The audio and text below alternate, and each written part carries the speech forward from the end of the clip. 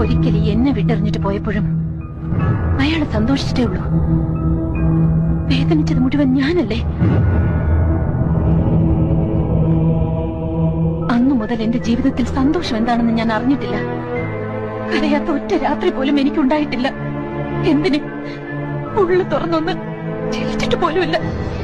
കാണുന്നവർക്ക് എന്താ, ഭവാനി വലിയ പണക്കാരിയാണ്, ആഗ്രഹിച്ചതൊക്കെ നേടിയവളാണ്, ആരുടെ മുമ്പിൽ തോൽക്കാത്തവളാണ്, അഹങ്കാരിയാണ്. പക്ഷെ എന്റെ ഉള്ളിൽ ഞാൻ കൊണ്ടു നടന്നിരുന്ന വേദന ഒരാൾ പോലും അറിഞ്ഞിട്ടില്ല. ഞാൻ അറിയിച്ചിട്ടുമില്ല. എന്തിന്? എന്റെ ഭർത്താവ് പോലും എന്നെ ഒന്നും മനസ്സിലാക്കിയിട്ടില്ല.